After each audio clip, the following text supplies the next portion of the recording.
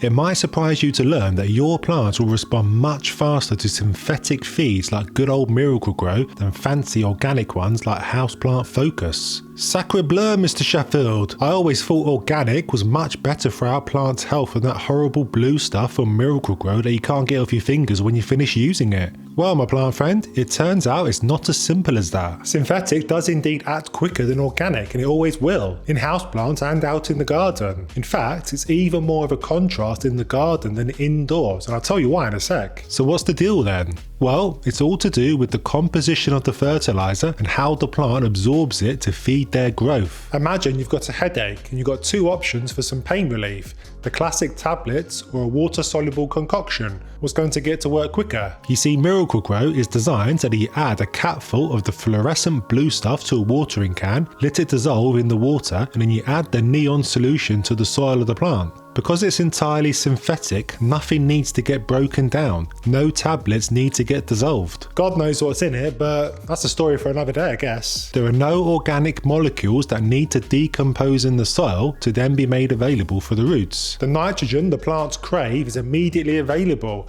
just like your body can get the paracetamol in the water-soluble sachet that you downed. Now this is both good and bad, as I'll come to in a bit. So compare that to organic feeds like Houseplant Focus and everything is much slower, much more chill. Organic feeds are slow release because they contain natural ingredients that need to be broken down in the soil to then be made available to the plant's roots. This is even more apparent in the garden, where we tend to use organic feed in the form of powders or pellets compared to liquid synthetic feeds. It's going to take a much longer time for those pellets and powder to get broken down by the soil than one that is in liquid form ready to go. So if you're growing peppers or tomatoes in the garden and want fast growth, and you're not bothered about using synthetics, then spraying a blue ocean of Miracle-Gro all over the place could be the way to go. But there is a caveat to all this, my plant friend. Miracle-Gro will do absolutely nothing to improve the health of your soil. It just gives a quick fix to the plant like a caffeine hit from a can of Red Bull does to your tired brain. Organic feeds improve the soil over the long term, like getting a regular 8 hours of sleep a day helps improve your concentration during the day, so it's probably better in the long run than relying on cans of sweet energy drinks. This isn't so much of an issue when growing in pots though. Plants in pots rely on quick fixes from their guardians because there isn't so much soil activity compared to garden beds. But Mr. Sheffield, houseplant feeds tend to always come in liquid form, just like Miracle-Gro,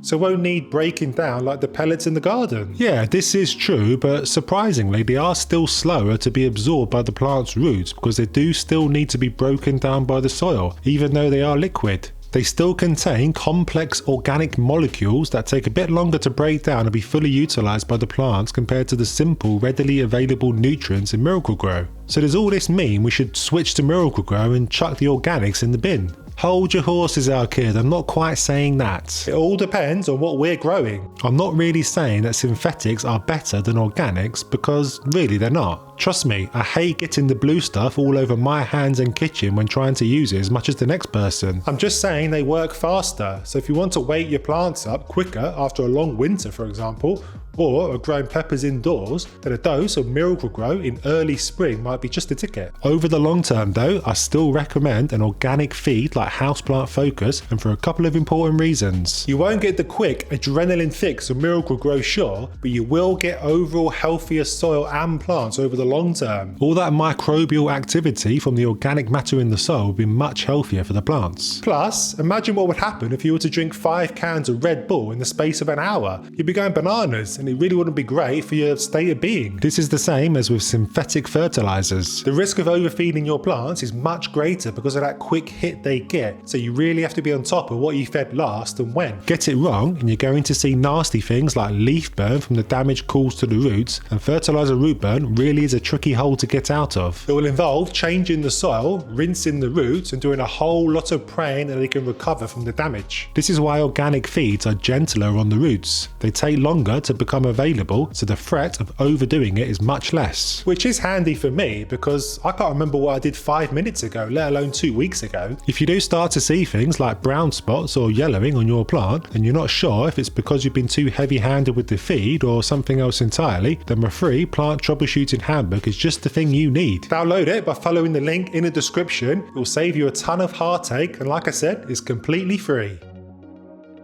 I've got the remedy to this over-fertilizing conundrum with a fancy hack I'll share in a jiffy, but first let's talk about another massive risk of overfeeding that you're probably not aware of. If you're an OG member of the SMP squad and have been with me since the beginning, then you'll know that I used to make my own soil mix using garden compost mixed with some perlite. Cheap as chips it was. All I needed was a few bags of compost from my local garden centre and a 100-litre bag of perlite and I was golden. The problem though was flying across my face every night, every morning and every afternoon. Damn fungus gnats. Fungus gnats love compost. All that decomposing garden matter is like a smelly bum to a dog. They love it. So to help win the war, I switched to pre-made mixes from Botanica last year and it's made a big difference. Far less chasing around the room like a lunatic going on now. But I have been doing something that has probably been harming my plants for over a year now. It's only just dawned on me after speaking to Cybran, the owner of Botanica recently. You see, their mixes come with fertiliser baked into the soil. Not literally baked, of course. I just mean it comes with fertiliser already mixed in, as well as worm castings for that matter, to give your plants the nutrients they need for at least 6 months after repotting. And what was I doing? Continuing to feed my plants after repotting. I hadn't properly checked what was in the soil I was using and it could have ended in disaster. Adding fertiliser on top of fertiliser is really not going to do any plant any favours. So whatever potting mix you are using to repot your plants, it's always a safe bet to check what's in the mix. Be better than me. It's also why I always say not to fertilise a new plant you've just brought home from the garden centre. You have absolutely no idea when it was last fed and with what, so it's best to be cautious and not do anything to it for at least 6 months. Even if it hadn't been fed, your plant will be fine without food for a little while, trust me. So what about that hack to stop my plants suffering from all my forgetfulness? It's as simple as it is genius. Well, does a job anyway. Houseplant Focus says to add 1 teaspoon of their feed to 1 litre of water and use every other watering throughout the year. I like that last bit actually, and I'll tell you why in a sec. But let me know in the comments how many times you've gone to water your plants and forgotten if you added feed 2 weeks ago or even 3 weeks ago. I know, right? It drove me mad too until I came up with the simplest, ultimate solution to feed them every time. Don't panic, I've not gone mad. I just add half a teaspoon so my plants are getting a weaker dose but at more regular intervals. Nothing groundbreaking of course, it's just made my life a hell of a lot easier. So why did I like that bit at the end of the instructions on the bottle of Houseplant Focus? Use every other watering throughout the year, it said. Well, like most folks, I believe the hype that you should only fertilise your plants during spring and summer and down tools during winter. But this is flawed advice, my plant friend, and Houseplant Focus is going against the grain. It's not even qualifying it with a if your plants are still growing. No, it's just saying feed all the time. They probably just want to make more money from you feeding all year, to be honest, but the logic is simple. Our plants live indoors and are not subject to the harsh reality of our cold winters like their unlucky outdoor brethren, so are much less likely to halt growing entirely. Any plant that is not dormant will still fancy themselves a bit of lunch and dinner, and who can blame them? This is especially true if your little guys are living under Santi grow lights like lots of mine are. Help them, help you. Give them food.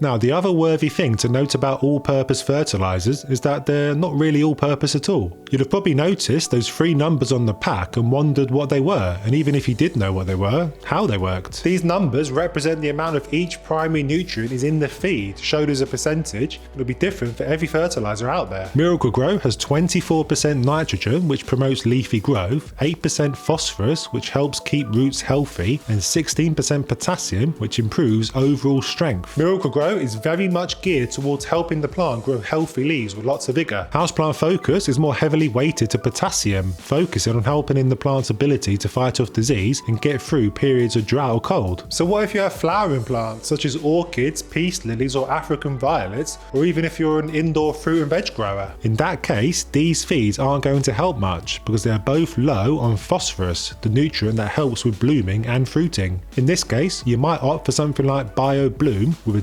2:7:4 ratio, so much more suited to flowering plants. So you got your fertiliser scheduled down to a T now, but did you know there's potentially a hidden problem in the soil of your plants that is absolutely wrecking their growth? If your plants are seemingly never growing, even though they're in great light, and you fertilise every 2 weeks, then it could be because of this very problem. In this video here, I'll tell you what it is, how you can easily identify it, and the simple steps you can take to correct it, so you can finally have thriving plants in your home. So make sure you check it out, and I'll see you there.